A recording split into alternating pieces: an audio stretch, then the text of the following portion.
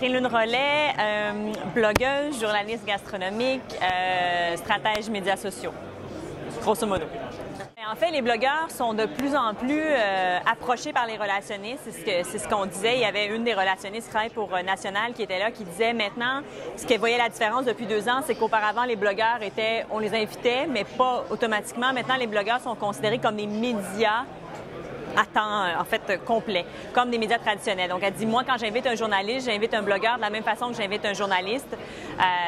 Donc, c'est peut-être la façon que ça a changé. Les blogueurs sont devenus des médias en eux-mêmes. Maintenant, comment on est approché? C'est sûr que les blogueurs, s'ils le font pour un blog personnel, c'est probablement parce qu'ils travaillent dans un autre domaine, 40 heures par semaine, et ils le font pour leur propre plaisir. C'est peut-être quelque chose qu'ils voudraient éventuellement faire comme travail, puis en attendant, bien, ils le font par la porte du blog. Donc, de plus en plus, les compagnies voient cet intérêt-là et les blogueurs veulent peut-être en faire un métier et gagner leur vie avec ça. Donc, c'est là que la frontière devient très floue parce qu'il y a des relationnistes qui vont dire, bien, écoute, si tu veux écrire un billet, par exemple, si tu veux venir à mon événement, si tu écris un billet, bien, je te paie 50, 100 $ le billet, que tu vas pouvoir soit publier sur leur site à eux. Et là, récemment, ce qu'ils ont fait, c'est qu'ils nous ont demandé aux blogueurs, écris un billet, on te paye, mais tu le mets sur ton propre site. Donc, ça devient insidieux parce que si le blogueur n'écrit pas qu'il a été payé, on dirait que c'est juste lui qui est allé à l'événement et que spontanément, il a dit « Ah oui, c'est super, bien, je vais en parler puis je vais écrire là-dessus. » Et là, en tout cas, entre nous, entre blogueurs, bouf, parce qu'on a un petit groupe Facebook fermé où on discute de ça quand on reçoit des invitations et tout, on s'est dit « Mais ça n'a aucun sens, on ne peut pas aller de l'avant de cette façon-là. » Donc, je pense qu'on a tous refusé de le faire en se disant « Si vous voulez me payer, OK, mais à ce moment-là, vous allez le mettre sur votre propre plateforme, ce ne sera pas sur la nôtre où vous allez utiliser tout l'ensemble de mon blog. » Moi, je me suis vraiment fait une politique éditoriale parce que comme je suis aussi journaliste, il faut que je fasse attention, mais je porte beaucoup de chapeaux, donc c'est très délicat. Des fois, je marche vraiment sur des œufs. J'essaie de chaque fois, quand je vais cas par cas, puis je mets mon chapeau en fonction de chacun des métiers que je fais à ce moment-là. Mais oui, c'est sûr que, bon, moi, je fais des voyages de presse parce que je fais du tourisme gastronomique, donc dès que je suis invitée en voyage de presse, c'est sûr que dans mon blog, dans mes articles, c'est toujours mentionné que j'ai été invitée. Quand je suis à l'étranger, que je tweet, je vais mettre un hashtag qui va dire le lieu avec le mot presse à côté en voulant dire que je suis invitée dans un voyage de presse. Je suis jamais payée pour faire mes blogs sur mon blog. Si je travaille comme journaliste, ça va être ailleurs. Je ne tweete jamais non plus, j'ai jamais de tweet commandité. Si jamais pour une raison ou pour une autre, et c'est extrêmement rare, mais si je travaille pour un client, puis l'information que j'ai du client pourrait intéresser mes abonnés, je vais l'écrire, mais je vais écrire « client » entre parenthèses. Et dans les 6 derniers mois, c'est arrivé 2 fois. Donc, tu sais, en général, quand on suit mon fil Twitter, c'est vraiment du tweet enthousiaste et mes coups de cœur et ce que j'ai envie de donner comme information. On s'est pas mis d'accord sur un code de déontologie ou un code éditorial, c'est-à-dire que chacun est libre de faire ce qu'il veut.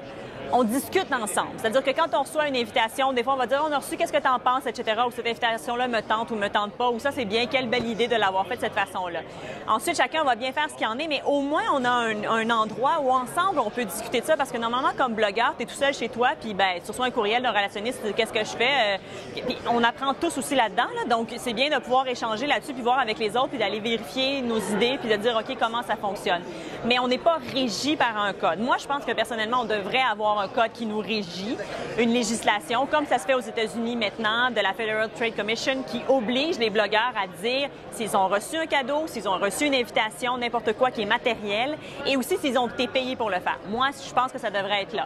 Mais c'est pas là maintenant. Est-ce que ça va l'être éventuellement? Je sais pas. C'est ce que je prônerais. Et en attendant que ce soit une obligation, je pense que les blogueurs devraient le faire d'eux-mêmes. Mais bon, après, chacun est libre de faire ce qu'il veut.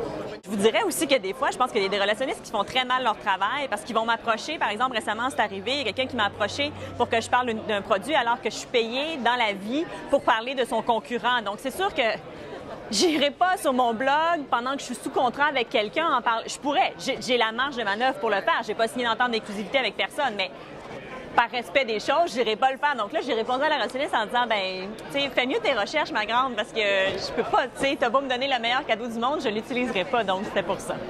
Gina Desjardins, qui était sur le panel, elle a écrit un texte sur Triplex qui mettait justement ça de l'avant en disant c'est pas la faute des blogueurs actuellement, c'est vraiment le relationniste qui pousse de plus en plus. Et elle amenait plusieurs points intéressants qui étaient entre autres l'effet de l'instantanéité.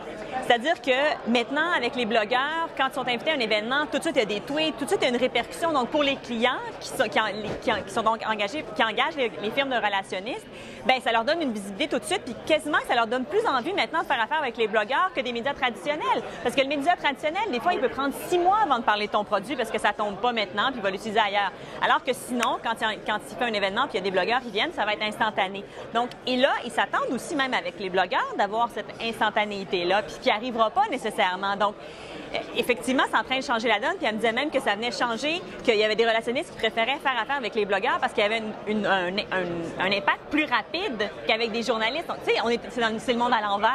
Gordon Ramsay, c'est un chef britannique qui est venu au Canada, qui a repris le Laurier Barbecue. Laurier Barbecue, qui est une institution à Outremont, une rôtisserie, et qui avait depuis longtemps un fameux gâteau au moka. Et tout le monde se posait la question si, maintenant que le restaurant avait changé de main, si le gâteau au moka serait là.